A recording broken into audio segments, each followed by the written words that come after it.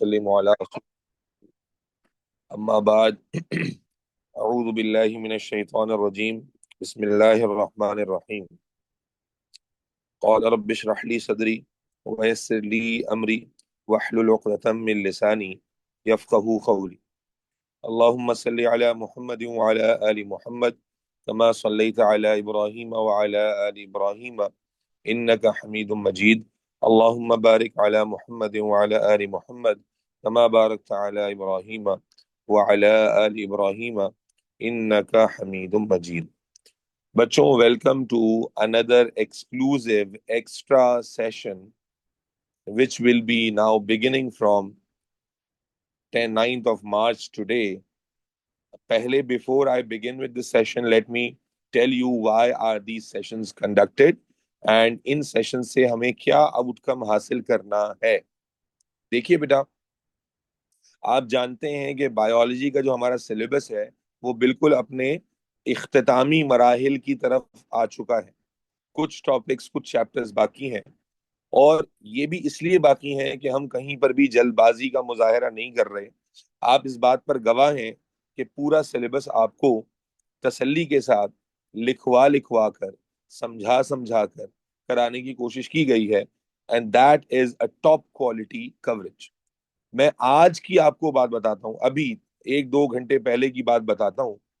और 1-2 घंटे की पहले की बात मतलब ये वो अर्निंग होती है एज अ टीचर, जो कि एज अ टीचर हमें इंस्पायर करती है। ठीक है ना।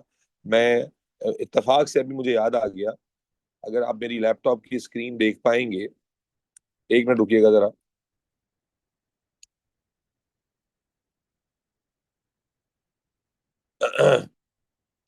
2 मिनट दीजिएगा।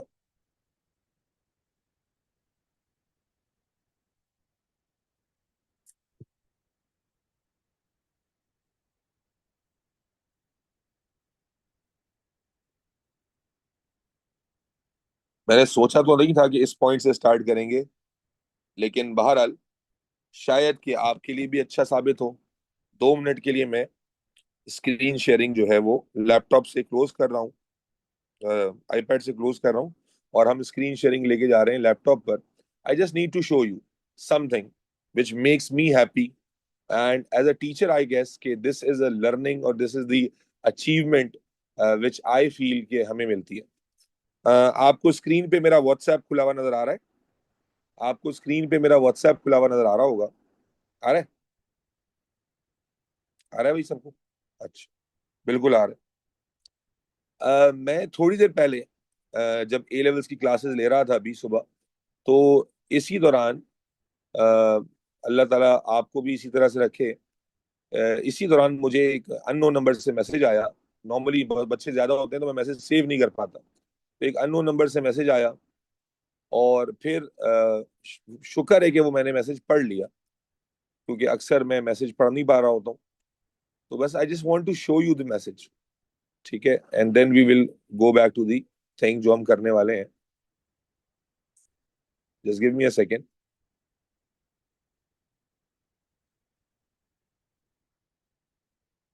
Okay, here comes the message. ये हमारी स्टूडेंट हैं ईमान अरशद, जो अब हमारे एलम्स के ग्रुप में एडेड हैं, अगर आप देखेंगे। और अच्छा, इनका मैसेज क्यों डिस्प्ले नहीं हो रहा? 2 मिनट रुक जाए। I just need to show you something and we will then continue our session.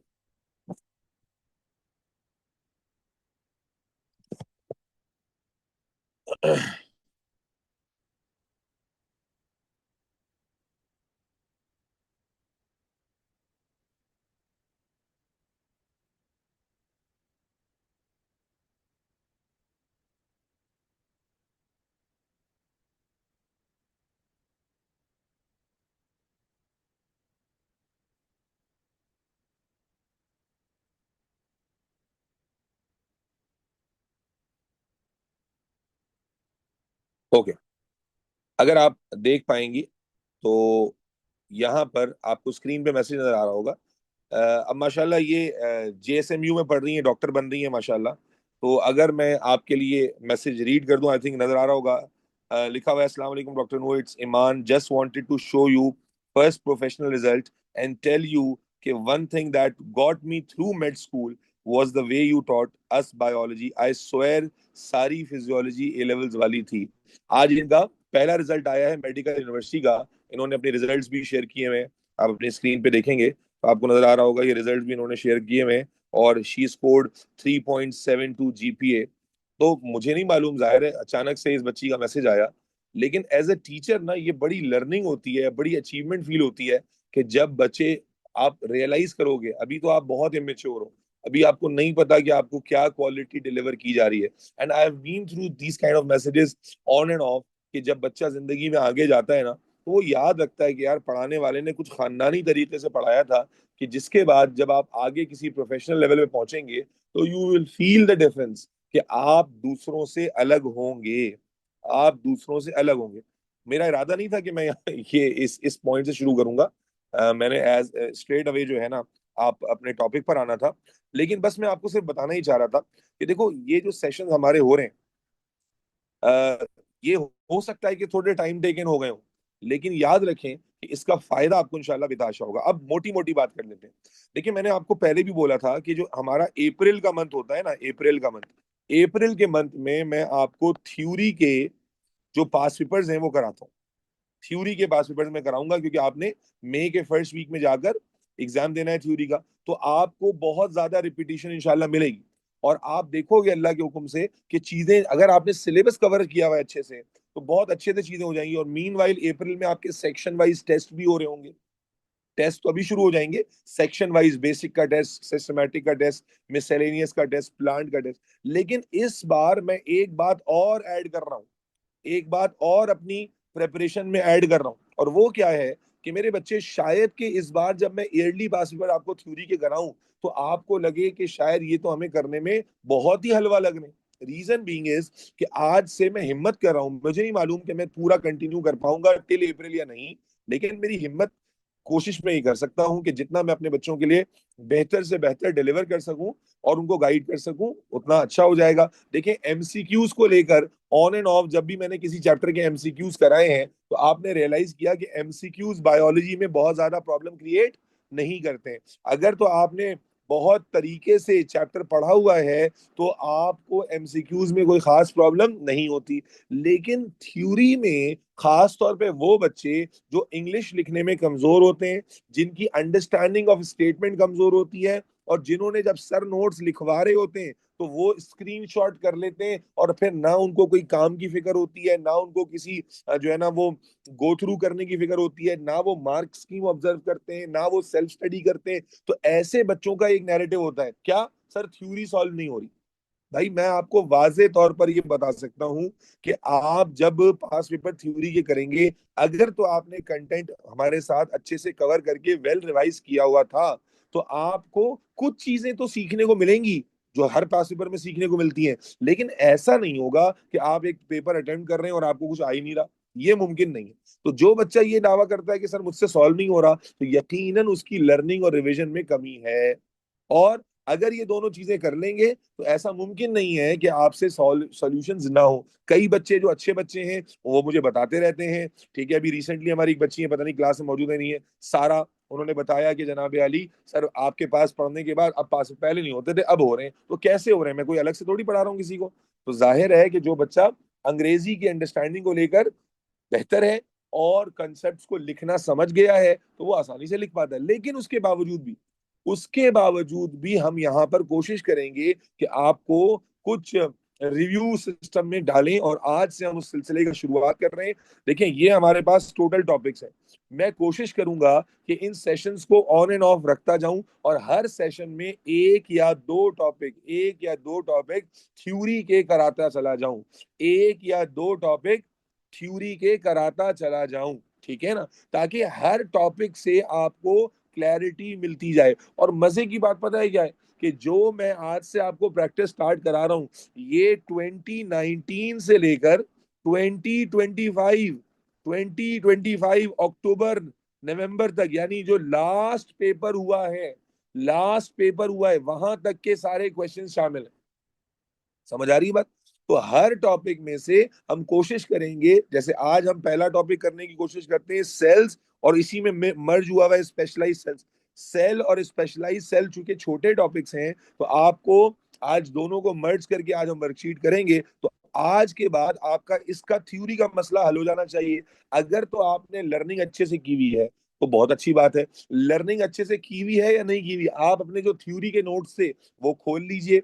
और जनाबे आली, आज हम आपको टोटल 10 सवाल हैं जो 2019 से लेकर 2025 तक, 2019 से लेकर 2025 अक्टूबर नवंबर रीसेंट तरीन पेपर तक के क्वेश्चंस इसमें शामिल हैं। ठीक है ना, जो कि हमने बाद में ईयरली में भी देखने होंगे। तो मेरा बच्चा, सेल्स और स्पेशलाइज सेल के टॉपिक को आज हम केटर करेंगे इंशाल्लाह। कल जब ये सेशन होगा, ठीक है ना, तो कल शायद ना हो परसों होगा, तो फिर हम उसमें मूवमेंट को कैटर कर लेंगे। इस तरह इरादा है कि एक एक दो दो एक एक दो दो एक एक दो दो टॉपिक्स कर कर इंशाअल्लाह अज़्ज़ा वजल हम आपको अंदाजा करवाएं कि क्वेश्चंस को थ्योरी में कैसे आंसर करना होता है एंड कैसे हम आंसर्स करते हैं तो हमें नंबर मिलते हैं। ठीक है, तो ये मेरी जानिब से एक बहुत ही मुश्किल स्टेप था इस पॉइंट पर, लेकिन बहरहाल मैं ये कर रहा हूँ और कोशिश करूंगा कि ज्यादा से ज्यादा हिस्सा मार्च में कवर हो जाए, और जो नहीं भी होगा तो वो ईयरली के साथ कवर हो जाएगा। ठीक है ना भाई, जो नहीं भी होगा वो ईयरली के साथ कवर हो जाएगा। तो इंशाल्लाह इतने साल गुजर गए, आप किसी ऐसे पॉइंट पर एग्जाम देने नहीं जा रहे होंगे कि जब आपके टीचर ने आपको कोई बेआसरा छोड़ दिया होगा। एमसीक्यूज की आप प्रैक्टिस कर रहे हैं माशाल्लाह, थ्योरी शुरू करने जा रहे हैं, तो बस शुरू करते हैं। एक दिन में एक से दो टॉपिक क्यों करा रहा हूँ, क्योंकि भाई क्वालिटी चाहिए ना। अगर मैं खाली पेलने के लिए करा दूं, बहुत सारी जगह पर क्या होता है, वो सब टीचर्स का अपना स्टाइल है कि वो एक वर्कशीट होती है, उसमें से एक या दो क्वेश्चन डिस्कस हो जाते हैं, या बच्चों को वर्कशीट दे देते हैं, वो कहते हैं भाई जो प्रॉब्लम आ रही है वो पूछ लें। तो बच्चे माशाल्लाह इतने अच्छे बच्चे होते हैं कि वो जो करते हैं बेचारे दो चार वही पूछते हैं, बाकी सारे नल्लों की तरह बैठे होते हैं। अच्छा, इन सेशंस की रिकॉर्डिंग हो रही है, ठीक है, रिकॉर्डिंग यूट्यूब पर आ जाएगी। जो बच्चा लाइव अटेंड नहीं कर सकता वो भले ना करे, आई डोंट केयर। मैं किसी को पाबंद नहीं करूंगा कि भाई सेशन अटेंड कर लें, ये आपकी बेनिफिट के लिए है। अगर आप कर सकते हैं ठीक, नहीं कर सकते तो भाड़ में जाए। सबीन में एटीपी छुड़वा दूंगा बेटा, एटीपी नहीं करवाऊंगा। सबीन डीएनए एटीपी नहीं करवाऊंगा मैं। एटीपी का पेपर की तैयारी हम बिल्कुल भी नहीं करेंगे। ठीक है, एटीपी बिल्कुल छोड़ देंगे। पेपर वन बिल्कुल हमने पहले भी फोकस नहीं किया। पेपर टू पे भी मेरा छुड़वाने का इरादा ही था, आपको पता है ना, थ्योरी भी छुड़वाने का इरादा था, बस मुझे ख्वाब में आ गया इसलिए मैं करा रहा हूँ। ठीक, चले जी शुरू करें अल्लाह का नाम लेकर। बेटा आपने भरपूर पार्टिसिपेशन करनी है, तो सेल और स्पेशलाइज सेल का टॉपिक शुरू करेंगे। पहला सवाल आप देख रहे हैं, अक्टूबर नवंबर 25 में से हम करा रहे हैं।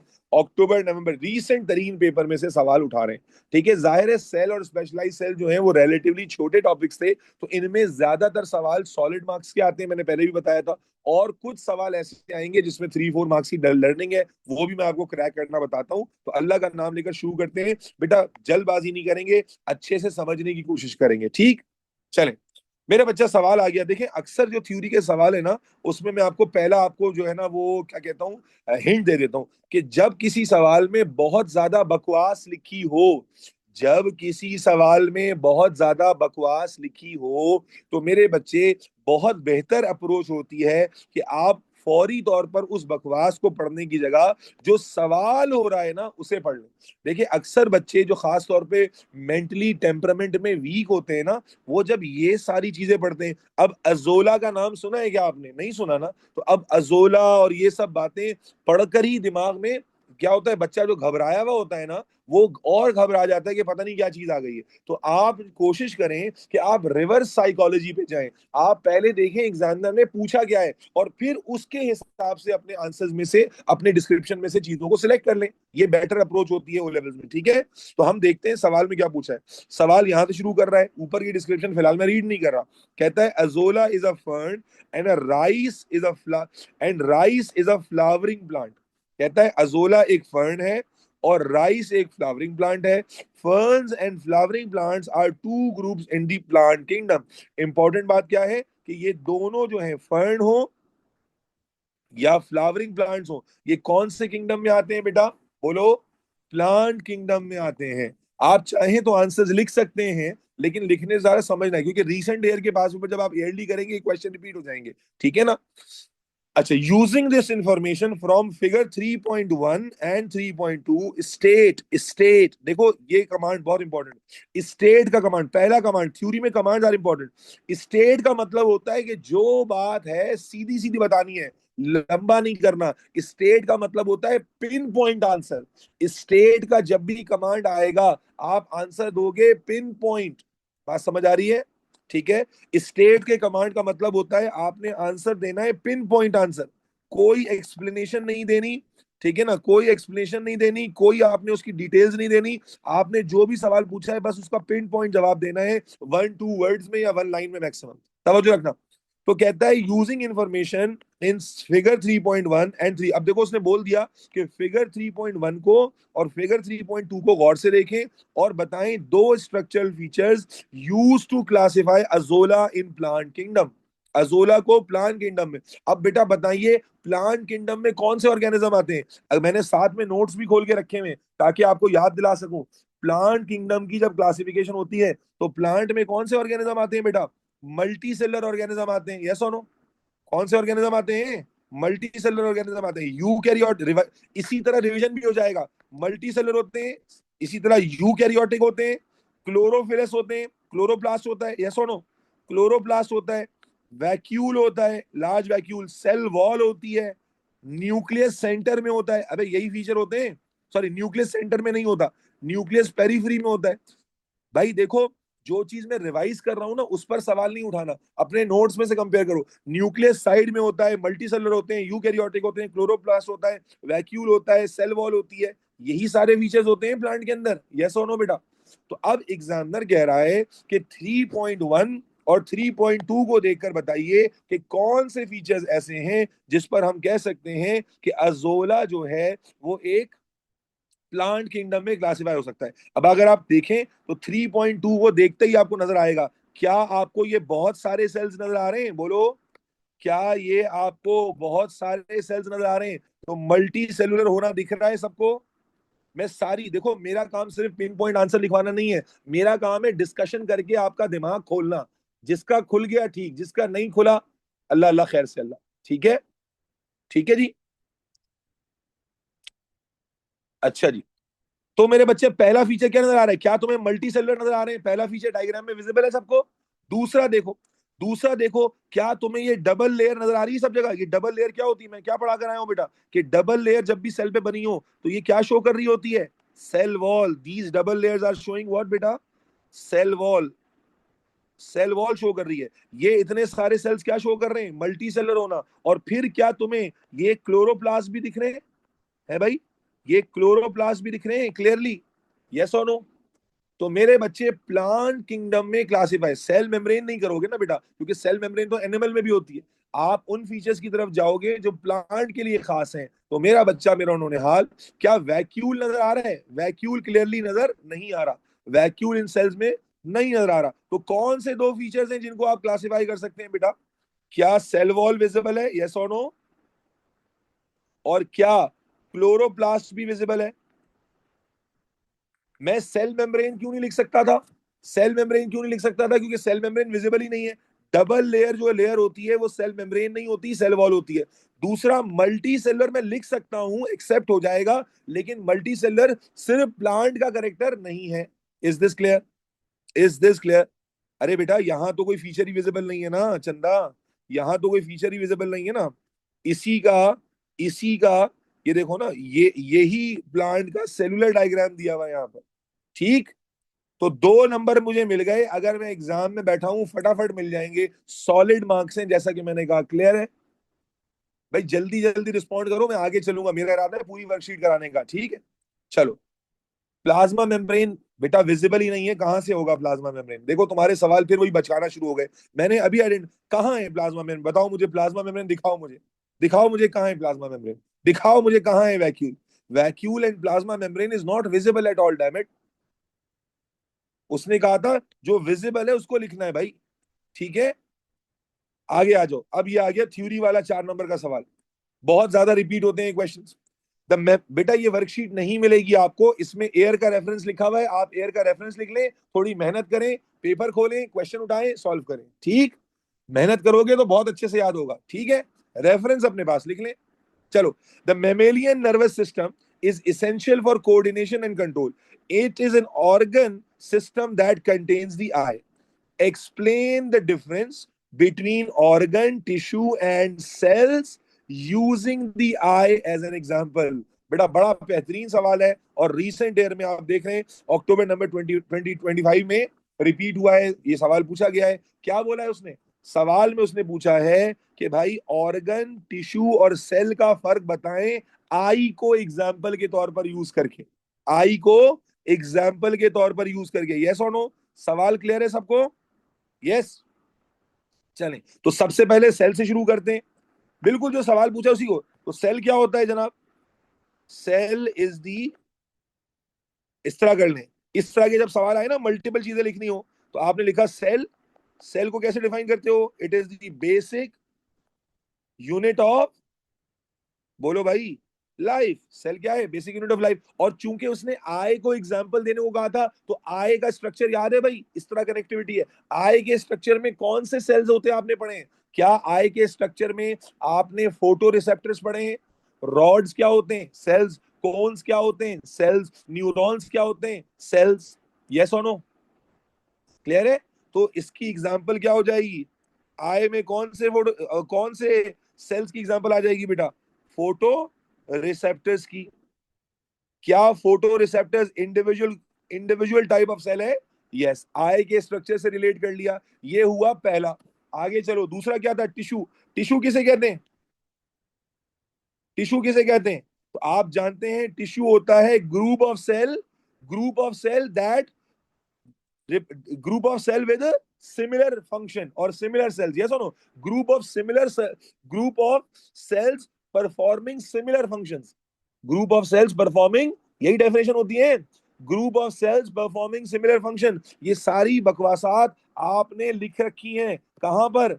स्पेशलाइज सेल का टॉपिक याद है? अगर याद दिलाएं थोड़ा सा, कहां चला गया?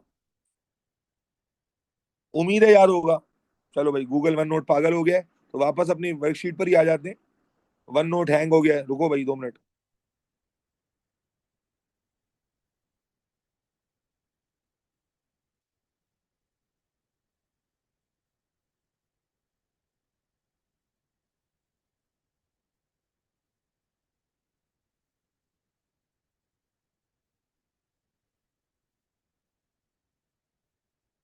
मैं सिर्फ नोट से टैली इसलिए करा रहा हूं ताकि आपको बेटा बेहतर से बेहतर रिकॉल मिल जाए कि हाँ भाई ये चीजें पढ़ाई गई थी। और जनाब ये देखो, ये आया है लेवल्स ऑफ बायोलॉजिकल ऑर्गेनाइजेशन। और मैंने पढ़ाते हुए भी कहा था, अगर आप रिकॉर्डिंग में जाकर सुनेंगे तो मैंने कहा था ये एग्जाम्पल के साथ आता है।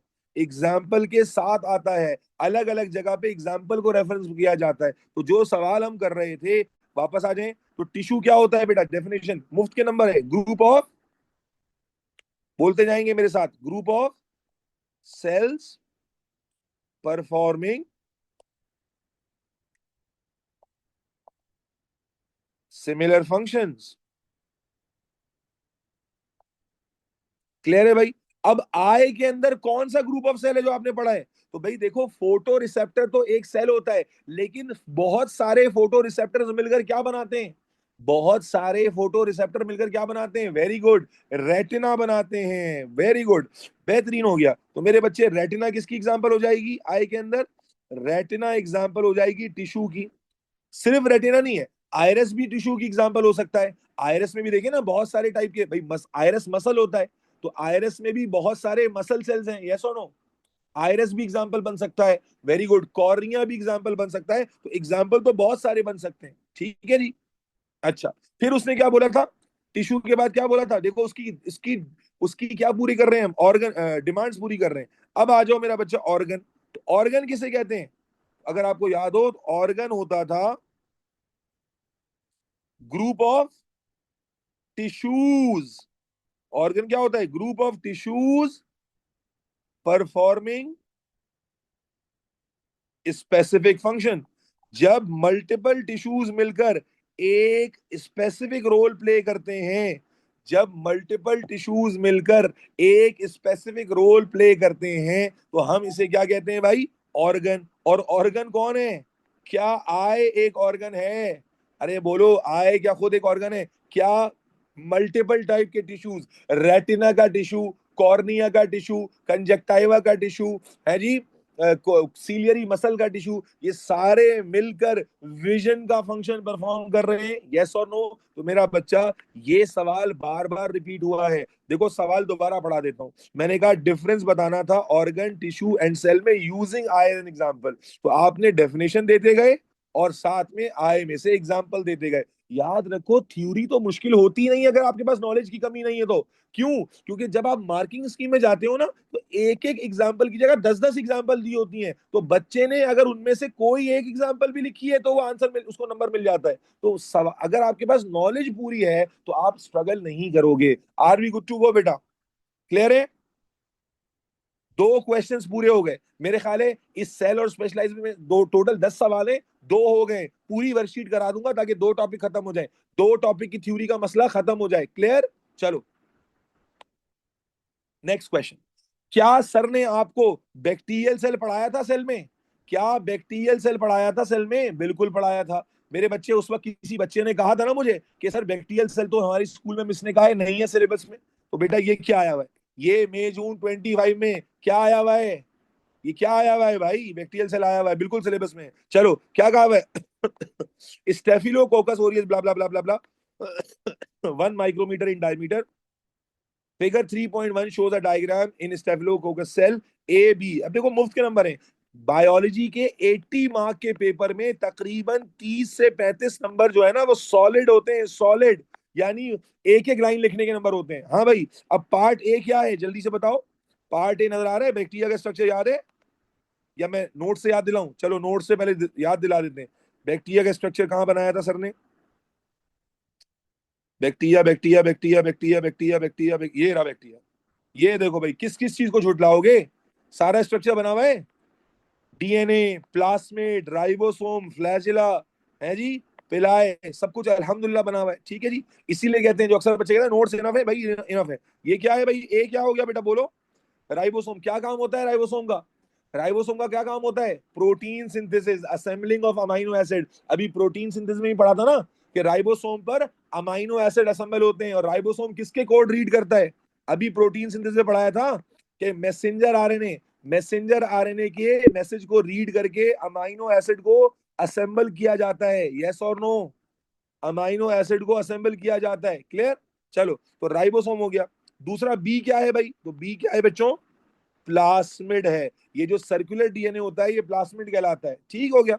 चलो, part A can also be found in animal and plant cell. क्या राइबोसोम एनिमल और प्लांट सेल में भी होता है? बिल्कुल होता है।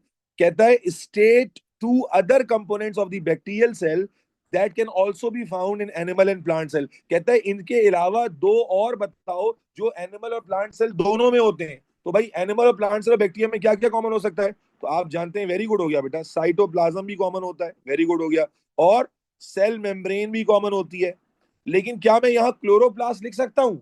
क्या मैं क्लोरोप्लास्ट लिख सकता हूँ? नहीं लिख सकता। क्या मैं यहाँ सेल वॉल लिख सकता था? नहीं लिख सकता था। हाँ, लेकिन क्या मैं यहाँ डीएनए लिख सकता था? बोलो बेटा, क्या मैं डीएनए लिख सकता था? क्या मैं आरएनए लिख सकता था? ये डीएनए आरएनए तो हर जगह होते हैं ना। यस और नो? बेहतरीन। लेकिन हमने दो ही लिखने हैं। चूंकि मैं आपके साथ डिस्कशन कर रहा हूं तो मैं मल्टीपल ऑप्शंस आपके साथ डिस्कस कर रहा हूं। बेटा बोलो, समझ में आ रही है बात? ऊपर से जा रही है? न्यूक्लियस, ये देखो ना, अब इसी तरह की सिली मिस्टेक से आप गड़बड़ करते हो। बेटा क्या न्यूक्लियस बैक्टीरिया में होता है? कौन गधा था जिसने न्यूक्लियस बोला? देखो इस तरह की सिली, ये आप फिर बोलोगे बायोलॉजी मुश्किल है। बायोलॉजी मुश्किल नहीं है भाई लल्लू लाल, आपको सवाल की इंग्लिश ट्रांसलेशन में कमजोर हैं आप। Straight two other components of this bacterial cell. अबे बैक्टीरियल सेल में न्यूक्लियस कहाँ है भाई? उसने ये थोड़ी बोला है कि एनिमल और प्लांट में जो कॉमन है, उसने बोला है बैक्टीरिया और एनिमल प्लांट में जो कॉमन है। तो बैक्टीरिया में तो न्यूक्लियस होता ही नहीं है। समझ आ रही है नहीं हो रही? तो जो न्यूक्लियस लिखेगा वो इस सॉलिड मार्क्स में से अपना मार्क कटवा लेगा। और इसी तरह बच्चे फिर रेस में पीछे होते हैं। क्लियर है? देखो, मुश्किल सवाल तो सारे बच्चे गलत करेंगे, असल में जो आसान सवाल गलत करते हैं वो फंस जाते हैं। मैं आपको बताऊं मजे की बात, लास्ट ईयर ओ लेवल्स की एग्जांपल नहीं दे रहा। ओ लेवल्स में तो पेपर ही बच्चों वाला आता है, बिल्कुल ही हलवा पेपर होता है ओ लेवल्स का। ए लेवल्स की एग्जांपल देता हूं आपको। ए लेवल्स में ना थ्योरी का पेपर जो होता है, अब आपको हैरान कर दूंगा मैं। थ्योरी का पेपर जो होता है वो 60 मार्क्स का होता है, और 60 मार्क्स में से यूजुअली 45 प्लस मार्क्स पर ए बनता है। यूजुअली 45 प्लस मार्क्स पर ए बनता है। आपको मालूम है लास्ट जो पेपर हुआ ना उसमें 31 मार्क्स पे ए था, 31 पे ए था, 31 पे, 31 पे, can you imagine that? 50% number पे ए था उसमें। अब इसका मतलब क्या हुआ कि पेपर मुश्किल था, लेकिन मेरा बच्चा, जिन बच्चों ने मुश्किल सवाल सारे गलत किए लेकिन सिली मिस्टेक नहीं की, कहीं पर ऑब्वियस मिस्टेक नहीं की, वो जो मुश्किल सवाल थे जिनके आंसर लिखने में वो थोड़े कंफ्यूज हो रहे थे उनमें गलती की, लेकिन उसका प्रेशर दूसरे सवालों पर नहीं आने दिया, ऑल ऑफ देम स्कोर्ड ए। बच्चे मेरे पास आंसर स्क्रिप्ट लेकर आए थे ना, तो मैं यही देख रहा था कि जिस बच्चे ने कोई सिली मिस्टेक नहीं की उसने ए ले लिया, और जिसने सिली मिस्टेक कर दी वो फंस गया। खैर, मेरे बच्चे सवाल क्लियर हो गया। रेफरेंस बेटा मैंने दिखा दिया था, सवाल का शुरू में देख लिया करो रेफरेंस क्या है। ठीक है, आगे चलें, नेक्स्ट क्वेश्चन पे चलें भाई। चलो क्वेश्चन नंबर 4 पे आ गए जनाब। Figure 1.1 shows two cells from leaf. अब देखो क्या दिखाया हुआ है, पढ़ना जरूरी। लीफ ऑफ प्लांट, ये लीफ ऑफ प्लांट का सेल है, लीफ का सेल है प्लांट के। Observe using light microscope. ठीक है, अब जनाब ए और बी है, लेबल करना होगा। देखो यहां पर भी देखो दिखाया हुआ है, सेल वॉल लेबल किया हुआ है, इसको साइटोप्लाज्म लेबल किया हुआ है। ये क्या होगा, अगर हम अपनी रिवीजन करना चाहें, ये क्या होगा, वैक्यूल होगा। ये क्या होगा, न्यूक्लियस होगा। ये क्या होगा, क्लोरोप्लास्ट होगा। यस और नो? यहां पर भी वही है, ये क्या है, वैक्यूल है। वैक्यूल, या बेहतर है क्या लिख दें, मैंने बताया था प्लांट का वैक्यूल आए तो बेहतर है क्या लिख दें, सैप वैक्यूल, है ना, सैप वैक्यूल। और ए क्या है भाई, क्लोरोप्लास्ट है। सारी लेबलिंग समझ में आती है? ठीक है, अब उसने क्या बोला है, इसने बोला है भाई नेम ऑफ स्ट्रक्चर बताइए और फंक्शन बताइए। बच्चों वाला सवाल, 4 नंबर मिल रहे हैं भाई आपके। 30-40 मार्क्स, आधा पेपर इस तरह के नंबर पर होता है। ये एयरली क्वेश्चन है, मैं घर से बना के नहीं लाया हूं। नेम ऑफ स्ट्रक्चर, इसीलिए मैंने कहा रिसेंट ईयर के क्वेश्चंस करा दूंगा सारे, तो जान छूटेगी, फिर ईयरली कम भी होंगे, टेंशन नहीं होगी। हाँ भाई, ये स्ट्रक्चर ए क्या था, क्लोरोप्लास्ट था। क्या डिस्क्रिप्शन होती है फंक्शन की, भाई क्लोरोप्लास्ट का क्या काम होता है भाई, तो आप कहेंगे it converts light energy into chemical energy. ये एग्जैक्ट रोल तो यही है, लाइट एनर्जी को किसमें कन्वर्ट करता है बोलो, केमिकल एनर्जी में। ये एग्जैक्ट रोल है। लेकिन इसी को अगर आप ओवरऑल लमसम में लिख दें कि फोटोसिंथेसिस के लिए रिस्पॉन्सिबल है या ग्लूकोज बनाने के लिए रिस्पॉन्सिबल है, तो ये भी एक्सेप्ट हो जाएगा। सबसे बेहतर जवाब है कि आप क्या लिखें कि it converts light energy into chemical energy. Yes और no? In a process called photosynthesis. अपने आंसर्स को थोड़ा सा अच्छा बनाओ। देखो मैं सिर्फ फोटोसिंथेसिस लिखूंगा ना तब भी एक्सेप्ट हो जाएगा, लेकिन हो सकता है कि कहीं किसी और सवाल में कोई 2 नंबर हो, तो मुझे अपने स्टेटमेंट ऐसे डेवलप करने हैं कि वो ऑटोमेटिकली सारी बात को कवर कर रहे हो। समझ आ रही है? तो मैं क्या लिखूंगा डिस्क्रिप्शन ऑफ फंक्शन, कन्वर्ट्स। देखो मैं ऐसी डिस्क्रिप्शन लिखूंगा कि कल को ये सवाल 3 नंबर में भी आ जाए ना तो मेरा आंसर पूरा होगा। क्या, converts light energy into chemical energy in photosynthesis. अब क्या हुआ कि कहीं और, यहां तो मैं खाली फोटोसिंथेसिस भी लिखता तब भी चल जाता, लेकिन बेटा हमने अपने स्टेटमेंट्स दिमाग में ऐसे फिक्स करने हैं कि कहीं पर भी वो आ जाए तो हम वही स्टेटमेंट ठक करके लिखें, हमें नंबर मिल जाए। क्लियर? क्लियर? चलो, दूसरा स्ट्रक्चर क्या था भाई, सैप वैक्यूल था। दूसरा स्ट्रक्चर क्या था भाई, सैप वैक्यूल। अब सैप वैक्यूल आप जानते हैं प्लांट में क्या काम करता है, 2 तरह के काम होते हैं। नंबर 1, ये स्टोरेज फंक्शन में भी काम आता है, लेकिन मेजर काम स्टोरेज नहीं होता। मेजर काम क्या होता है, टर्गर प्रेशर क्रिएट करके प्लांट सेल की शेप को मेंटेन करना। यस और नो? यही पढ़ा है मेजर काम भाई। नोट्स खोल के रखो, जिसको कोई कंफ्यूजन है नोट्स में से टैली कर लो ताकि और कॉन्फिडेंस बढ़ जाए अल्लाह के हुक्म से नोट्स पर। ठीक है जी, तो सैप वैक्यूल का रोल क्या लिखेंगे, कोई एक लिखना है, तो स्टोरेज ऑफ सैप भी हो सकता है, स्टोरेज ऑफ सैप भी हो सकता है, लेकिन जो मेजर रोल होता है मैंने क्या कहा, create turgor pressure to support plant cell. ठीक है जी, इज दिस क्लियर? या आप यूज लिख सकते थे कि create turgor pressure which helps to maintain the shape of plant cell. जगह बहुत होती है, आप आराम से लिख सकते हैं। Is this clear? लेकिन अगर आपने टर्गर प्रेशर का वर्ड नहीं लिखा तो बेटा आई डाउट कि आपको मार्क मिलेगा। स्टोरेज दोनों नहीं लिखने थे, मैंने तो आपके साथ डिस्कशन करनी थी इसलिए लिख लिया। क्लियर है भाई? भाई मुझसे आगे मत बढ़ो। State one structure that is not visible in figure 1.1 would be visible in the cytoplasm in an electron micrograph। कहता है भाई कौन सा स्ट्रक्चर है जो लाइट माइक्रोस्कोप की इस इमेज में विजिबल नहीं है, क्योंकि शायद वो छोटा है, लेकिन जब इसको इलेक्ट्रॉन माइक्रोस्कोप में देखेंगे तो विजिबल होगा।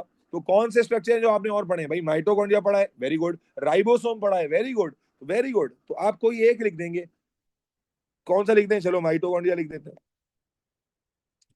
मैं चाहता तो राइबोसोम भी लिख सकता था। अबे हाँ ना बोल यार। मैं चाहता तो राइबोसोम भी लिख सकता था, यस और नो? चलो ये सवाल भी कंप्लीट हो गया। 4 सवाल पूरे हो गए। चले पांचवें सवाल पे, पांचवें सवाल पे चले। अब देखो 25 से आ गए 24 पर, मई जून 24 के क्वेश्चन पे आ गए। ठीक, डायग्राम देखें क्या कहता है भाई। The structure labelled X is a red blood cell. आपने डिस्क्रिप्शन में फंसना नहीं है, तेजी से आगे बढ़ना है, ठीक है? मैंने कहा जब ज्यादा डिस्क्रिप्शन लगे आपने डिस्क्रिप्शन में फंसना नहीं है। कहता है ये रेड ब्लड सेल है, X is a red blood cell, ठीक है? अब जनाबे आली, अच्छा डब्लू क्या है? चलो इस डायग्राम को देखते हैं, सवाल बाद में पढ़ेंगे, पहले अपनी अंडरस्टैंडिंग तो क्लियर करें ना। डब्लू क्या है? डब्लू क्या है? डब्लू भी रेड ब्लड सेल है भाई। डब्लू भी रेड ब्लड सेल है। देखो फर्क है, डब्लू जो है ये रेड ब्लड सेल कैसे है भाई? यही शेप होती है ना रेड ब्लड सेल की। ये साइड व्यू में पिक्चर आई हुई है और ये सामने से आई हुई है। ये दोनों के दोनों रेड ब्लड सेल ही हैं, यस और नो? अरे बोलो। ये साइड व्यू में आया हुआ है और ये सामने से आया हुआ है। समझ आ रही है? दोनों रेड ब्लड सेल हैं। अरे बोलो यार, ये क्लियर है ये दोनों रेड ब्लड सेल कैसे हैं? चलो अच्छा, उसके बाद वाई क्या है? What is this Y? ये वाई क्या होगा? एनी आइडिया ये वाई क्या है भाई? ये देखो ना क्या दिखाया हुआ था, कैपिलरी नेटवर्क है। तो अगर ये कैपिलरी नेटवर्क है तो ये वाई क्या होगा? वाई क्या होगा? आप ये हो सकता है कैपिलरी का ल्यूमन हो, कैपिलरी ल्यूमन भी लेबल कर सकते हैं आप इसको, या आप इसको प्लाज्मा भी लेबल कर सकते हैं। क्या ख्याल है भाई? अगर ये ब्लड है तो इसका प्लाज्मा हो सकता है ना? अगर ये ब्लड है तो इसका प्लाज्मा हो सकता है, नहीं तो ये कैपिलरी है तो ये कैपिलरी का ल्यूमन भी हो सकता है, यस और नो? क्लियर? और फिर ये कैपिलरी है तो कैपिलरी के बाहर क्या होता है बेटा? कैपिलरी के बाहर क्या होता है? Very good. कैपिलरी के बाहर क्या होता है बच्चों? सबने पढ़ा हुआ है। कैपिलरी के बाहर क्या बनता है? Tissue fluid. क्या बनता है? Tissue fluid. तो पता नहीं इसने सवाल क्या पूछा, मुझे नहीं मालूम, लेकिन हम तो लर्निंग के पर्पज से पढ़ रहे हैं ना। माहीन फातिमा क्लियर है? W X Y Z, W red blood cell है, एक्स भी रेड ब्लड सेल है, Y could be capillary lumen और प्लाज्मा, और Z is a tissue fluid. ठीक है, चलो आगे चलते हैं। Interstitial fluid is a very generic term, you should not use this word. चले, कहता है the diameter of the cell X in photo micrograph is 10। अच्छा ये डायमीटर कैलकुलेशन का सवाल है, ये मैं आपको एटीपी के साथ कराऊंगा, जिसको आता हो वो खुद से कर ले, लेकिन ये हमारा जो टॉपिक आएगा एटीपी में नंबर 1 टॉपिक, उसमें हम करेंगे। तो फिलहाल ये सवाल में कैलकुलेशन का सवाल है, मुश्किल नहीं है, लेकिन ये वाले सवाल जिसमें मैग्निफिकेशन या कैलकुलेशंस करनी होती हैं, ये मैं आपको एटीपी में सिखाऊंगा। ठीक है? इनाया कह रही है एटीपी का, तो आपने कहा था नहीं कराएंगे। हाँ मैं नहीं कराऊंगा, उम्मीद है अच्छा है आप समझ गए कि मैं नहीं कराऊंगा, तो समझ लेंगे ये सवाल भी मैं नहीं कराऊंगा, छुड़वा दूंगा मैं। ठीक है, आगे चलते हैं। W and X are both red blood. अरे देखो बोल भी दिया उसने, देखो आगे जाके बोल भी दिया, आगे जाके उसने वही बात बोल दी। W and X are both red blood cells, explain why W and X appear different from each other. कहता है दोनों रेड ब्लड सेल हैं, उसने खुद बता दिया। कहता है दोनों अगर रेड ब्लड सेल हैं तो ये अलग क्यों लग रहे हैं? तो पहले तो समझे, पहले तो समझे कि ये दोनों रेड ब्लड सेल हैं। आपने कैसे पहचाना दोनों रेड ब्लड सेल हैं? कैसे पहचाना आपने? देखें डायग्राम में कैसे पता चला आपको? नजर आया कि ये भी बाय कॉनकेव डिस्क है और ये भी स्फेरिकल डिस्क है। तो स्फेरिकल डिस्क या बाय कॉनकेव डिस्क कौन होते हैं? रेड ब्लड सेल्स ही होते हैं ना, है जी? अच्छा, दूसरा डिफरेंट क्यों लग रहे हैं? तो डिफरेंट क्यों लग रहे हैं कि आपने एक सेल को बेटा सामने से देखा है या ऊपर से देखा है? एक सेल को आप ऊपर से देख रहे हैं और एक सेल को साइड से देख रहे हैं। तो अगर आपको याद हो तो नोट्स में भी मैंने ये डायग्राम बनाई हुई है, अगर उम्मीद करते हैं। ये देखो, ये देखो, ये देखो, आए आए, अल्लाह अल्लाह अल्लाह अल्लाह अल्लाह अल्लाह, क्या क्या तुम क्या क्या देखोगे। ये देखो, सामने से और साइड से यही बना हुआ है। अरे बोलो, यही बना हुआ है या नहीं बना हुआ है जी? क्या बात है, अल्हम्दुलिल्लाह अल्हम्दुलिल्लाह। तो क्यों डिफरेंस आ रहा है? तो आप कहोगे दोनों रेड ब्लड सेल हैं, कैसे पता चला? Both show spherical biconcave. अच्छा याद रखो, मैं एक एक बात समझा दूं।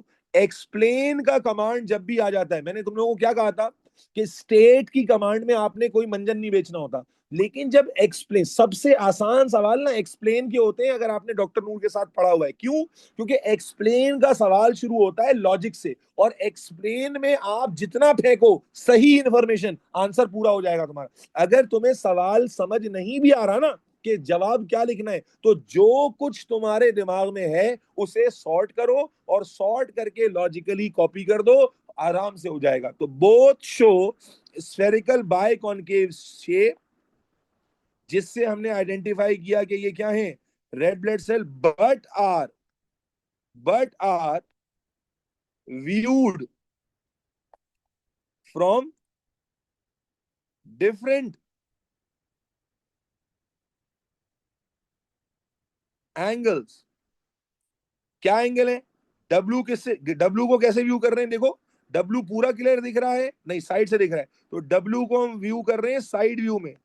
यस और नो? डब्ल्यू का है साइड व्यू, जबकि एक्स का व्यू क्या है भाई? Viewed from above. आपको देखो, दो नंबर तो मिलने थे इसके, दो नंबर मिलने थे इसके, ठीक है। लेकिन एक्सप्लेन के अंदर देखो, हम हैबिट डेवलप कर रहे हैं कि हम आंसर कैसे स्ट्रक्चर करते हैं। कोई बच्चा जाता है मार्किंग स्कीम देखता है, और मार्किंग स्कीम देखकर कहता है कि भाई सर ये लिखा। अरे भाई, मार्किंग स्कीम में तो एक एक वर्ड लिखा होगा, आपको तो आंसर स्ट्रक्चर्ड पैटर्न में लिखना है ना। तो आपने कहा दोनों, आपको थोड़ा सा ना अपनी एक्सप्लेनेशंस को मेच्योर करना पड़ेगा कि दोनों स्फेरिकल बाइकॉन्केव शेप थे, जिससे हमें पता चला कि ये रेड ब्लड सेल है। लेकिन डिफरेंट क्यों लग रहे हैं? क्योंकि इनको अलग अलग एंगल से रिप्लेस किया जा रहा है। अच्छा, वो कह रहे हैं, बच्ची कोई कह रही है स्क्वीज हुआ हुआ है। नहीं भाई, स्क्वीज, अच्छा ये स्क्वीज हुआ हुआ है, ये क्यों नहीं हुआ हुआ? स्क्वीजिंग मेरा बच्चा, स्क्वीजिंग नहीं है यहाँ पर। यहाँ साइड से देख रहे हो, ये देखो ना, अगर ये कैपिलरी में स्क्वीज हुआ हुआ होता तो फिर ये क्यों नहीं स्क्वीज हुआ हुआ भाई? भाई स्क्वीजिंग नहीं है, व्यू का चक्कर है। अगर आप स्क्वीजिंग लिखोगे गलत होगा। स्क्वीज नहीं है मेरा बच्चा, समझ रहे हो नहीं समझ रहे हो? ये स्क्वीजिंग नहीं है, ये व्यू का चक्कर है। ये देखो, अगर ये स्क्वीज होता तो सारे एक ही जगह पर है ना, ये क्यों नहीं स्क्वीज हुआ हुआ फिर? ठीक है, माशाल्लाह। बच्ची मेरी कह रही है, देखो इसी तरह, ये देखो, ये आप सबके लिए लर्निंग है, मैं किसी को बेइज्जत नहीं कर रहा, लर्निंग है। ये बच्ची लिख रही है कि सर अगर लिख सकते हैं लेस ऑक्सीजन है। अबे तुम्हें डायग्राम में कैसे पता चल रहा है लेस ऑक्सीजन है? क्या हो गया? डायग्राम में कैसे पता चल रहा है लेस ऑक्सीजन है भाई? सवाल उसने क्या पूछा था, आप जवाब क्या दे रहे हो? उसने बोला Y W and X appear different, appear different, appear different. ये डिफरेंट क्यों अपेयर हो रहे हैं, उसका जवाब देना था। इसमें लेस ऑक्सीजन का क्या रोल है भाई? बोलो, क्लियर है?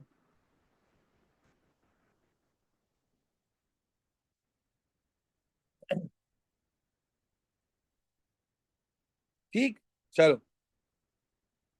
क्वेश्चन 6 पे आ गए। माशाल्लाह, 5 सवाल हो गए, क्वेश्चन 6 पर आ गए। देखो एक बार फिर से बैक्टीरिया आ गया। कहाँ गया वो बच्चा जो कह रहा था सर बैक्टीरियल सेल तो सिलेबस में नहीं है? कहाँ है वो माई का लाल? है जी, ये पता नहीं कौन से सवाल आ रहे हैं एग्जाम में।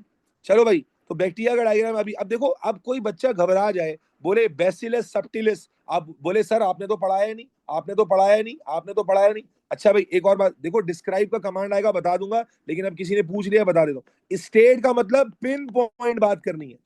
डिस्क्राइब का मतलब, डिस्क्राइब का मतलब statement without logical reasoning, statement without logical reasoning. और एक्सप्लेन का मतलब है स्टेटमेंट विद लॉजिकल रीजनिंग। देखो ये तीन बातें समझ लो, कि अगर आपके आंसर में एक्सप्लेन का कमांड है और आपने रीजनिंग आंसर नहीं लिखा, लॉजिक करके आंसर नहीं दिया, लॉजिक जैसे आप देखो यहां पर एक्सप्लेन लिखा हुआ था, एक्सप्लेन लिखा था तो हमने लॉजिक बताई ना इसकी व्यू की, या नहीं बताई? बोलो भाई, बताई। तो explain is logic, state and describe are same नहीं भाई, पागल तो नहीं हो। State is a much concise version, describe is a statement, but statement without the need of logical explanation, ठीक है। And explain always includes logical explanation, ठीक है। ये और क्लैरिटी आएगी जब तुम कोई डेटा बेस्ड सवाल या ग्राफ बेस्ड क्वेश्चन करोगे, तो और क्लैरिटी आ जाएगी, ठीक है। बेटा सवाल में जहां पर डिस्क्राइब का क्वेश्चन बनता होगा तो वो बताएंगे ना, जहां नहीं बनता होगा वहां नहीं पूछेगा डिस्क्राइब, जहां आएगा बता दूंगा। चलो, अब एक बच्चा वो है जो देखेगा बेसिलस सबटिलिस जो है वो स्पीशी, बोलेगा सर ने तो ये पढ़ा है नहीं, ओ बायोटेक्नोलॉजी आ गया। अरे भाई सवाल तो देख लो क्या पूछा उसने। ये सब आप याद रखो, थ्योरी के अंदर ज्यादातर एक्सप्लेनेशंस वो आपको डराने के लिए देता है, आपने सवाल पर पहले आना है। तो अब आप देखो भाई, before we write on to the answer, सबसे पहले लेबलिंग कर लेते हैं जी। ए क्या है? ए क्या है? नेकेड डीएनए है, यस और नो? नोट्स खोल के रखो। ए नेकेड डीएनए, बी को उसने प्लास्मिड तो खुद ही लेबल कर दिया, फ्लैजिला भी लेबल कर दिया। हाँ भाई, ये बी क्या है? B, what is B? What is B here? हाँ भाई, गौर से देख के बताओ, बी क्या है? वेरी गुड, सेल मेम्ब्रेन है। देखो अंदर वाली को लेबल किया हुआ है, सेल वॉल को लेबल नहीं किया हुआ, सेल मेम्ब्रेन को लेबल किया हुआ है। अच्छा, सी क्या है? सी क्या है? साइटोप्लाज्म है। और डी क्या है? डी क्या है? राइबोसोम। ठीक है, अब सवाल देखते हैं। Two of the parts labeled A, B, C, and D in figure 1.1, 5.1 are involved in the manufacture of proteins such as lipase. कहता है दो पार्ट ऐसे हैं जो मैन्युफैक्चर ऑफ प्रोटीन में इन्वॉल्व होते हैं। जल्दी से बताओ कौन से दो पार्ट ऐसे हैं जो मैन्युफैक्चर ऑफ प्रोटीन में इन्वॉल्व होते हैं, जल्दी से बताओ। एक डीएनए, एक डीएनए और दूसरा राइबोसोम। एक डीएनए और दूसरा राइबोसोम, यस। चलो, identify two parts, name them and explain their role in protein manufacture. उन दोनों पार्ट्स को आपने एक्सप्लेन कर, आइडेंटिफाई करना है, नाम लिखना है, रोल बताना है प्रोटीन सिंथेसिस में। सब कुछ आपको पता है अल्हम्दुलिल्लाह, या नहीं पता है? बिल्कुल पता है। सबसे पहले लेटर ए, लेटर ए क्या था? लेटर ए क्या था? डीएनए था, यस और नो? ठीक है, और रोल क्या होता है? अब तो आपने मिसलेनियस में भी पढ़ा हुआ है, डीएनए एग्जैक्टली क्या करता है, डीएनए का एग्जैक्ट रोल क्या होता है भाई, जल्दी से बताओ। DNA is responsible for the production of messenger RNA, yes और नो? अरे भाई प्रोटीन सिंथेसिस में क्या करता है, अब तो पढ़ा हुआ है ना। डीएनए क्या करता है? DNA is responsible to make messenger RNA for protein synthesis, yes और नो? कोड फॉर प्रोटीन भी एक्सेप्ट हो जाएगा, लेकिन अब तो आपको एग्जैक्ट पता है, तो लिखेंगे code for messenger RNA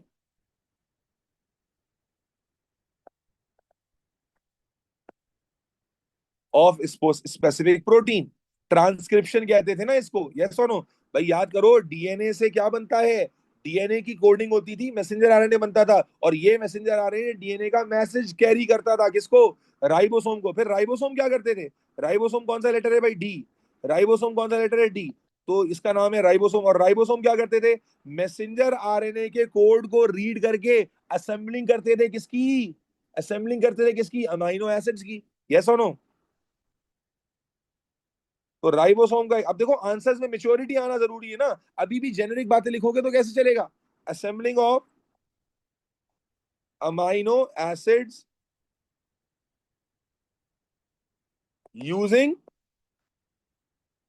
using messenger RNA as a template, yes और नो बेटा? assembling of amino acid using messenger RNA as a template to make protein। ये मैं आंसर्स लंबे कर रहा हूं जिससे तुम्हारे दिमाग में जुमले बैठे, कल को कोई और सवाल आए जिसमें, देखो यहां पर तो मैं सिर्फ असेंबलिंग ऑफ अमाइनो एसिड लिख देता तब भी चल जाता, समझ आ रही है? लेकिन हो सकता है कहीं पर कोई और टेक्निकल सवाल आए, तो जब भी राइबोसोम का सवाल आएगा आपका आंसर फिक्स होना चाहिए। देखो जब आप आंसर छोटा करोगे ना, हो सकता है कि कहीं पर राइबोसोम के आंसर में उसने मेंशन किया हो, हिंट दी हो कि भाई हमें आरएनए के रेफरेंस से बताओ, लेकिन आपको तो रटा होगा प्रोटीन सिंथेसिस, तो आपके नंबर वहां कट जाएंगे। लेकिन अगर मैंने अपना एक आंसर ऐसा स्ट्रक्चर कर लिया कि जब भी राइबोसोम का फंक्शन आएगा मैं यही लिखूंगा कि भाई ये अमाइनो एसिड को असेंबल करता है by using messenger RNA as a template to make protein. तो अगर कल को, बात समझ ना मेरी, अगर कल को कोई और सवाल आया जिसमें नंबरिंग स्कीम चेंज हो गई तो वहां पर भी आपको अलग से कोई आंसर सोचने की जरूरत, बोलो बोलो बेटा, नहीं पड़ेगी। अच्छा, एक गधा है जो यहां लिख रहा है कि भाई क्या मैं लिख सकता हूं कि डीएनए कंट्रोल करता है सेल डिवीजन को। अरे मेरे बच्चे क्या कर रहे हो तुम लोग, सवाल में क्या बोला था, तुम लोग सवाल ही नहीं पढ़ते हो तो कैसे आंसर सही करोगे। सवाल में बोला था कि name them and explain their role in protein manufacture, protein manufacture में रोल बताना है, और आप लिख रहे हो सेल डिवीजन में। अल्लाह के बंदे क्या कर रहे हो। इसका कोई हल नहीं है, इसका कोई हल नहीं है। अगर आप सवाल में, आप क्या कर रहे हो मेरा बच्चा, सवाल में वाजे तौर पर लिखा हुआ है प्रोटीन मैन्युफैक्चर, आप सेल डिवीजन लिख के आ जाओगे। अच्छा, होता ही है, ये बच्चे आके ना फिर स्क्रिप्ट लेके आ जाते हैं, और ऐसे बच्चे भी आ जाते हैं, सर ये देखिए सर आपने लिखवाया था कि nucleus controls cellular activities, sir ये देखिए मैंने तो यही लिखा था सर, गलत हो गया। अरे यहाँ सही कहाँ होगा, वो गलत ही होगा यहाँ पर। सवाल प्रोटीन मैन्युफैक्चर के रेफरेंस में, यस और नो, क्लियर। चलो आगे चलो। Okay, suggest why B has flagella. हाँ भाई, फ्लैजिला का क्या रोल होता है। अब अच्छा सजेशन, अच्छा एक और कमांड सुन लो। सजेशन का मतलब होता है possible gas, possible logical gas. Suggestion का मतलब होता है पॉसिबल लॉजिकल गैस। अब आप कहें सर हमें तो एग्जैक्ट पता है रोल क्या होता है। हाँ, आपको इसलिए एग्जैक्ट पता है क्योंकि आपने कॉन्सेप्ट डिटेल में कवर किया हुआ है ना। समझ आ रही है। तो फ्लैजिला का क्या रोल होता है भाई, फ्लैजिला किस लिए किस लिए यूज होता है, for motility, for motility, motility किसे कहते हैं, मोशन को, फॉर मोटिलिटी और लोकोमोशन, है ना, for motility slash loco motion, yes और नो। अच्छा, एक नंबर में ना तो आपको ज्यादा सोचने की जरूरत ही नहीं है, एक नंबर में तो आपका करेक्ट वर्ड बैठ गया, बस हो गया। क्लियर है भाई एवरीबॉडी। चलो, ये सवाल भी खत्म हो गया। क्वेश्चन 7 पर आ जाते हैं, क्वेश्चन 7 पर आ जाते हैं। ठीक है, सारा आपके अपडेटेड सिलेबस के हिसाब से चल रहा है। The disease causing organism that causes cholera is a bacterium. Complete table 1.1 list some of these facts. अब आप देखो ना, जब पेपर शुरू हुआ है, आप देखो नोटिस करो कि पेपर के क्वेश्चन नंबर 1 या 2 के अंदर सेल आ गया है, क्वेश्चन नंबर 1 या 2 में सेल आ गया है, तो सेल के क्वेश्चन शुरू में ही आ जाएंगे, आपका कॉन्फिडेंस छते फाड़ देगा। मूवमेंट लिख सकते थे मानूर, यहां पर मूवमेंट लिख सकते थे, बिल्कुल मूवमेंट लिख सकते थे, बिल्कुल लिख सकते थे। ठीक है, डीएनए कोड फॉर प्रोटीन भी लिख सकते थे, वो जो डीएनए में प्रोटीन लिख सकते थे, मोबिलिटी भी लिख सकते थे जी। ये तो मिलते जुलते वर्ड्स है ना, सारे लिख सकते हैं जी। अच्छा जी, अब क्या करना है, राइबोसोम इस फंक्शन बताने हैं भाई, अभी बताओ राइबोसोम का फंक्शन क्या होता है। अब एक एक नंबर का आंसर है, राइबोसोम का फंक्शन क्या होता है, प्रोटीन सिंथेसिस। लेकिन मैंने क्या कहा, अपने आंसर को मेच्योर करो। क्या मेच्योरिटी होगी बोलो, assembling of amino acid by using DNA RNA as a template, yes और नो। ये दिमाग में, अब जगह बिल्कुल कम है तो यहाँ अकलमंदी का इस्तेमाल करके तुम छोटा कर दो आंसर को, लेकिन तुम्हारे दिमाग में पूरा जवाब में बैठा होना चाहिए, समझ आ रही है। तो यहाँ पर आप प्रोटीन सिंथेसिस लिख सकते हो, यहाँ पर आप प्रोटीन सिंथेसिस लिख सकते हो, यहाँ पर आप असेंबलिंग ऑफ अमाइनो एसिड लिख सकते हो, यहाँ पर आप पूरा जुमला ठूस सकते हो, वट एवर यू लाइक। ठीक है, चूंकि जगह कम थी तो मैंने आंसर को छोटा कर दिया। आगे चलो, small rings that carry genes, ये कौन सी है, ये रिंग कौन सी है, स्मॉल रिंग्स। माशाल्लाह, ये क्रोमोसोम कौन गधा के लिख रहा है। बैक्टीरिया में क्रोमोसोम कहां से आ गए भाई, अरे बैक्टीरिया में क्रोमोसोम कहां से आ गए। मैं नोटिस कर रहा हूं कि क्या क्या भंड मारते हो तुम लोग। अच्छा, आगे चलो, control the passage of substance in and out of the cell. क्या चीज मूवमेंट को कंट्रोल करती है इन एंड आउट, बोलो, सेल मेम्ब्रेन। और सेल वॉल का रोल लिखना है, सेल वॉल का रोल क्या होता है बच्चा, सेल वॉल का रोल क्या होता है, maintains shape of the cell, या प्रोवाइड सपोर्ट। आप प्रोवाइड सपोर्ट भी लिख सकते थे, यस और नो, प्रोवाइड सपोर्ट भी लिख सकते थे, यस और नो। बेटा लाइन से नीचे जाने की जरूरत ही नहीं पड़ती है, और मैं पहले भी बता चुका हूं कि देखो ये देखो इधर देखो, ये लिखा हुआ है मार्क, इतने स्पेस के अंदर अंदर जो भी लिखोगे वो चेक हो जाएगा। अगर आपने कोई बात इसके नीचे लिखी है, या ये देखो आपका जो पेपर स्कैन होगा ना, ये इस तरह स्कैन होता है, मार्क्स लाजमी आ रहे होते हैं, उसमें मार्क्स वाला पार्ट लाजमी आ रहा होता है। तो आप यूं समझ लो ये आपके लिए गाइडलाइन है। ये इतने इसके अंदर अंदर लिखोगे तो वो रीडिंग में आएगा, चेक हो जाएगा, पेपर स्कैन होके चेक होता है। समझ आ रही है बात? अनाइना कह रही है सेल वॉल का फंक्शन प्रोटेक्शन होता है। कोई बताएगा क्या सेल वॉल का कहीं फंक्शन सर ने लिखवाया है प्रोटेक्शन? मेरा बच्चा, नोट्स याद नहीं किए, काश के तुम नोट्स का रट्टा मार लेते। ये तुम्हारा टीचर भौंकता रहा, इतने इतने एक्सप्लेनेशन लिखवाता रहा है, ये क्या लिखवाया हुआ सर ने? है कहाँ लिख, सेल वॉल तो प्रोटेक्शन में रोल ही प्ले नहीं करती, क्योंकि सेल वॉल तो कंप्लीटली परमेबल होती है। यस और नो? हर चीज सेल वॉल के अंदर आ सकती है, हर चीज बाहर जा सकती है, प्रोटेक्शन में कोई रोल है ही नहीं। तो सेल वॉल के ये रोल होते थे जो आपको लिखवाए गए थे। क्लियर है एवरीबॉडी? चलो आगे चलते हैं। Okay, figure 1.1 shows a micrograph of the bacterium. G, G क्या है? What is G? G is flagellum. G is flagellum. Clear? चलो, उसके बाद वही वर्किंग आ गई है मैग्निफिकेशन वाली, ये मैं आपको एटीपी के साथ कराऊंगा, इसको छोड़ देते हैं। ठीक है, use your knowledge of a type of specialized human cell to suggest the name of structure Z and states as function। अभी तो आया था, क्या नाम है भाई इसका? फ्लैजिलम। और फंक्शन क्या है इसका? फंक्शन क्या है? लोकोमोशन, या मूवमेंट, या मोबिलिटी, या मोटिलिटी। देखो जगह बहुत दी हुई होती है, जगह कम नहीं होती। अगर आपको आंसर पता है तो जवाब आराम से हो जाएगा। क्लियर है भाई? 8वां सवाल शुरू करूं? क्वेश्चन नंबर 8 शुरू कर रहा हूं, ठीक है? Okay, animal and bacterial cell. देखो अब सेल के हर तरह के सवाल कवर हो रहे हैं, ठीक है? ओके, लेकिन ये देखो यार अरूज, तुम कभी कभी वाकई हटा देती हो भाई। एक नंबर इसका है, एक नंबर इसका है। क्या बातें कर रहे हो यार तुम लोग? तुम लोग क्या कर रहे हो यार? कैसे तुम लोग क्या अंधे की तरह बिहेव कर रहे हो? एग्जाम में क्या क्या करोगे, चवल मारोगे जाकर? हैं?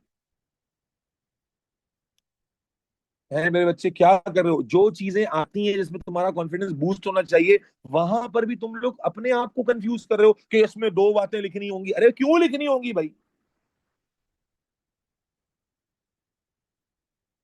चलो आगे चलो। Animal and bacterial cell contain this molecule. Describe how, अरे यार, ओए ओए ओए ओए ओए ओए ओए। ओके, ये सवाल खुद से कर लेना। क्यों? ये सवाल पूरा कॉपी नहीं हुआ है। वो देखो, ये सवाल का पार्ट बी आया है, पार्ट ए नहीं आया है। और पार्ट ए नहीं आया है, उसमें कोई पार्ट का जिक्र हो रहा है। देखो क्या कह रहा है, animal and bacterial cell contain this molecule, describe how the location and shape of the molecule differ in animal and bacterial cell. ठीक है, तो ये किसी स्ट्रक्चर को रेफर किया जा रहा है जो इस पार्ट में मिसिंग है। जब आप रेफरेंस से करेंगे तो कर लीजिएगा। ठीक है, वैसे अगर मैं तुक्का लगाऊं, मुझे बताओ कौन सा ऐसा मॉलिक्यूल है जो एनिमल और प्लांट दोनों में होता है, लेकिन उसकी लोकेशन और शेप अलग हो? लोकेशन और शेप अलग हो।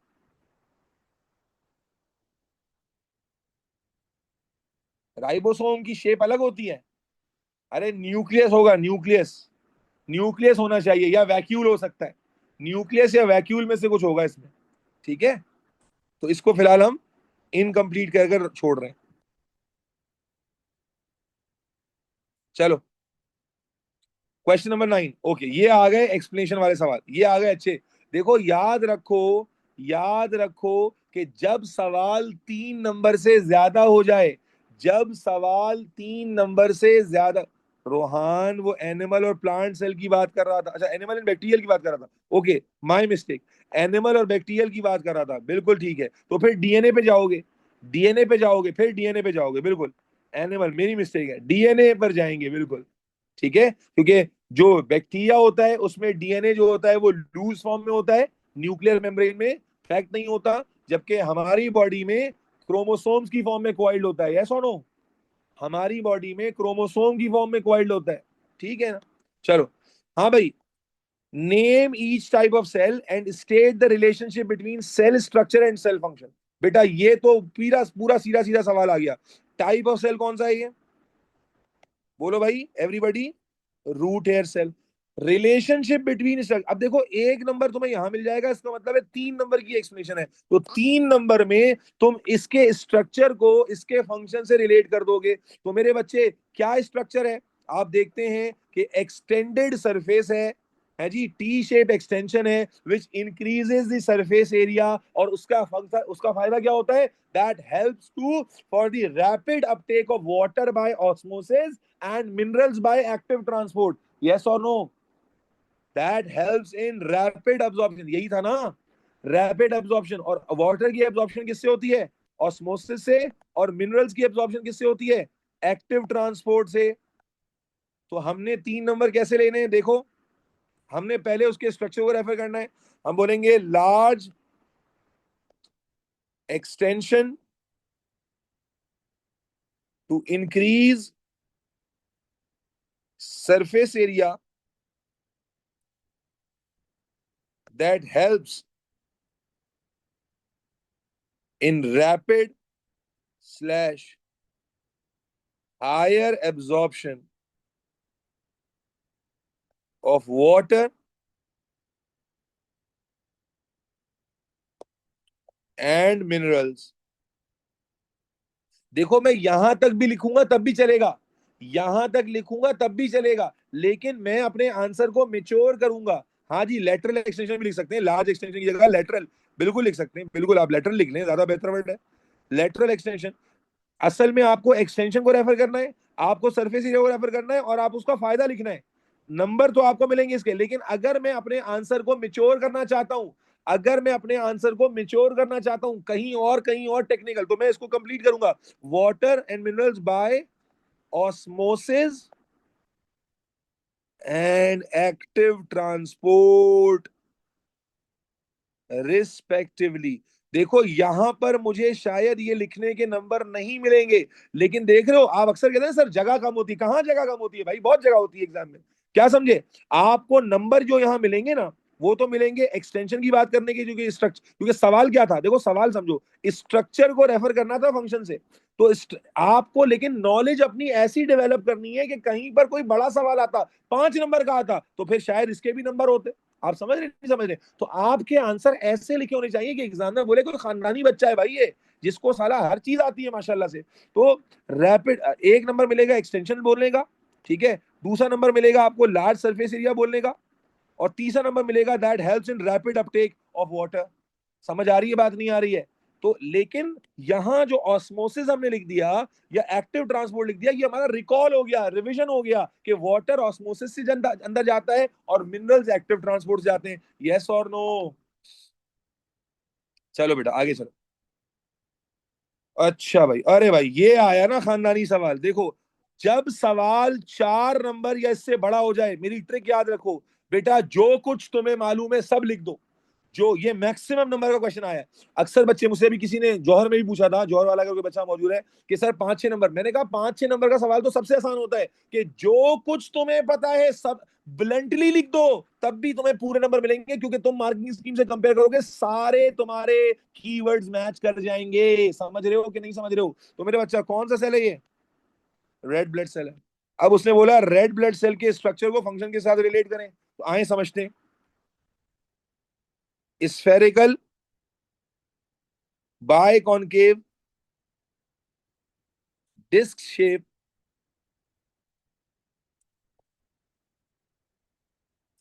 cells have no nucleus। Nucleus क्यों नहीं होता, to increase surface area, it is saturated. किससे सैचुरेट होता है भाई, रेड ब्लड सेल के फंक्शन पे लेके जा रहा हूं, it is saturated with pigmented protein haemoglobin which binds to oxygen and transport, या इसको ऐसे कर लें which carry,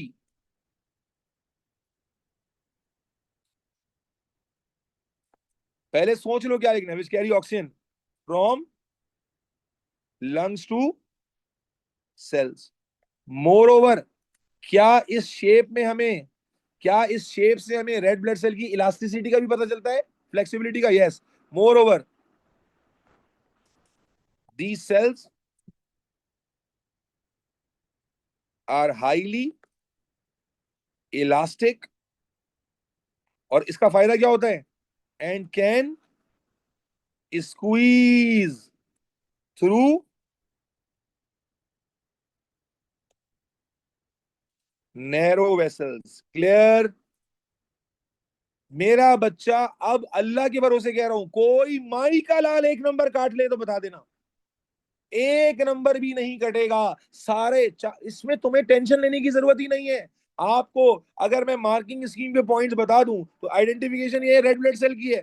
बाय कॉनकेव लिखने का नंबर है जो कि आपको दिख रहा है, ये डिप्रेशन दिख रही है, बाय कॉनकेव लिखने का नंबर मिलेगा। ठीक है जी, सरफेस एरिया का नंबर मिलेगा। समझ आ रही है बात? हीमोग्लोबिन कंटेन करने का नंबर मिलेगा, ऑक्सीजन को ट्रांसपोर्ट करने का नंबर मिलेगा, इलास्टिसिटी का नंबर, नंबर ही नंबर है। आपको तो सिर्फ चार बातें मैच करनी है, पांच बातें मैच करनी है। बात समझ रहे हो नहीं समझ रहे हो? भाई रेफरेंस दिया है ना बहन, रेफरेंस दिया है ना, इसीलिए दिया है। खोलो, करो, रेफर करो। ठीक, सारे पॉइंट्स आपको, कोई चार पॉइंट्स चाहिए थे, सॉरी चार नहीं, पांच पॉइंट्स चाहिए थे, तो आपके पास बाय कॉनकेव डिस्क का पॉइंट भी है, आपके पास सरफेस एरिया का पॉइंट भी है, आपके पास हीमोग्लोबिन का पॉइंट भी है, आपके पास ऑक्सीजन कैरी करने का पॉइंट भी है, आपके पास इलास्टिसिटी का पॉइंट भी है, आपके पास स्क्वीजिंग का पॉइंट भी है। यस और नो?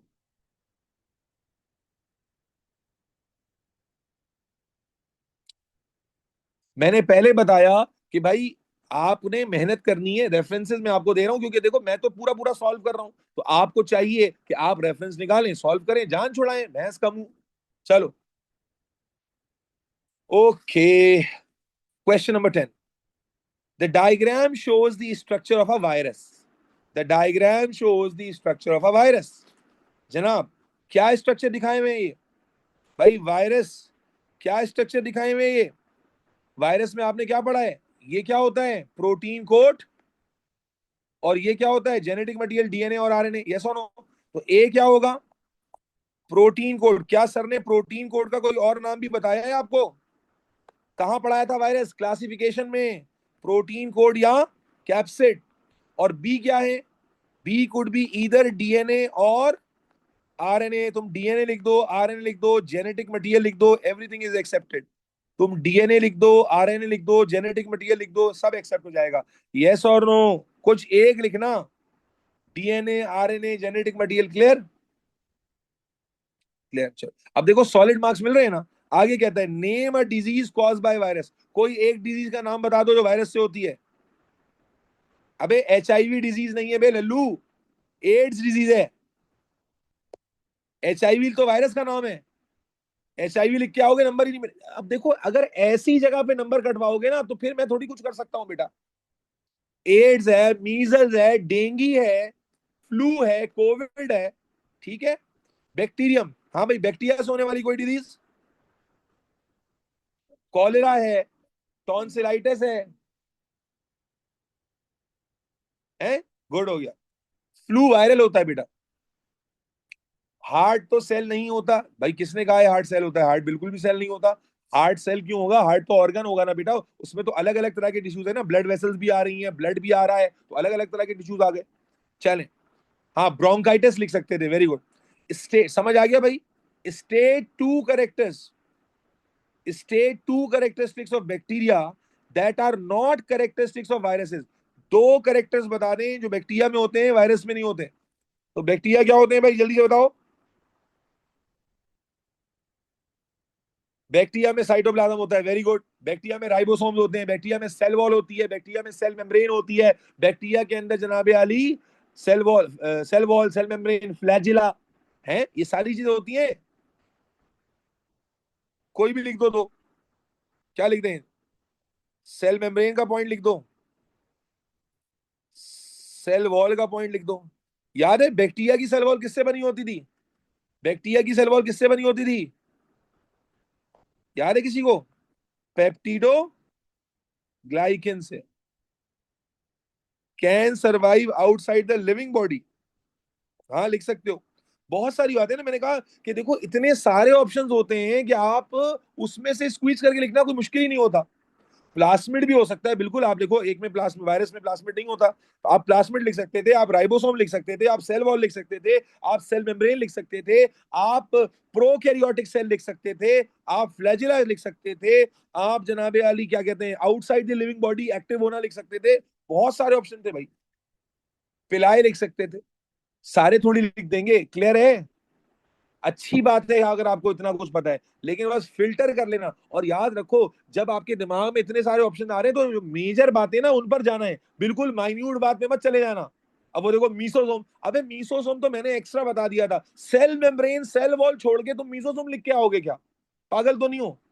है cell wall, cell membrane, cytoplasm, ribosome, cell के यही मेजर स्ट्रक्चर्स है ना, इनको छोड़कर मीसोसोम लिखकर आ रहे हो। अरे पागल हो गया तुम? इसका मतलब है तुम्हारा दिमाग सीधा सीधा अप्रोच में काम ही नहीं कर रहा। तो बेटा कोशिश करो, कोशिश करो कि जो ऑब्वियस चीजें हैं उन्हीं पर रहो, क्योंकि एग्जामिनर तो तुम्हारे सिलेबस पर ही है ना, वो बाहर थोड़ी नहीं आ रहा है तुम्हारे सिलेबस से।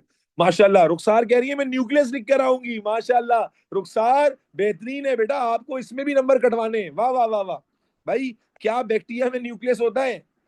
वाह वाह वाह वाह रुखसार कमाल कर दिया। मैं कह रहा हूं मेरा बच्चा 80 में से 75 प्लस लेकर आए। मेरा बच्चा कह रहा है ना ना ना ना, मैं तो सॉलिड नंबर भी कटवा कर आऊंगा, मैं न्यूक्लियस लिख कर आ जाऊंगा।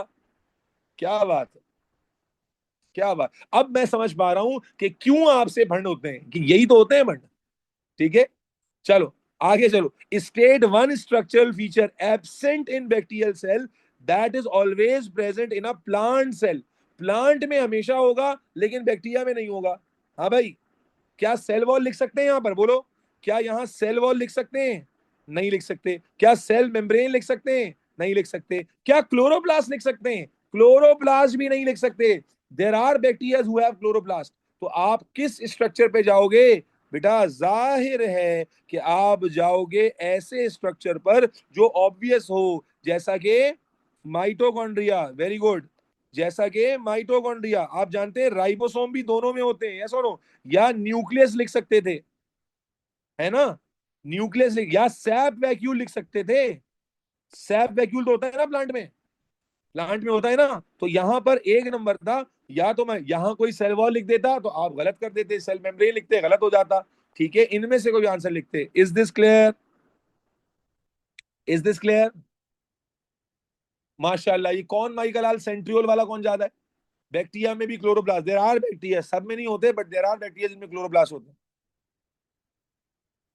चलो, the diagram shows the structural feature found in plant cell and animal cells group together. Animal plant है, सी क्या होगा? Common features. सी में क्या होगा? Common features. मार्किंग स्कीम में सेलुलोज सेल, अबे तो लिखा हुआ है ना, सेलुलोज के साथ लिखा हुआ है ना सारा। आपको एग्जाम में मार्किंग स्कीम मिली हुई होगी क्या? लॉजिकली सोचो ना यार, क्या बच्चों वाली बात करते हो। उसने प्लांट में तो सेलुलोज वाली होती है, बैक्टीरिया में सेलुलोज वाली नहीं होती। अगर सेलुलोज डिपेंडेंट करके लिखा है तो एक्सेप्ट हो जाएगा, समझ रहे हो। लेकिन अगर सिर्फ सेल वॉल लिखोगे थोड़ी एक्सेप्ट होगा। हाँ भाई, कौन से स्ट्रक्चर है जो प्लांट और एनिमल में कॉमन है? न्यूक्लियस और माइटोकॉन्ड्रिया और राइबोसोम और सेल मेम्ब्रेन। यस और नो? क्लियर? कोई तीन लिखने थे। 10 नंबर का सवाल था। सारा तुम्हें सवाल जवाब समझ में आया? सारा सारा बच्ची को भी मैंने जवाब दिया कि वो जो उसने तुम रेफर कर रही हो, भाई एग्जाम में थोड़ी पता होगा। You need to be obvious.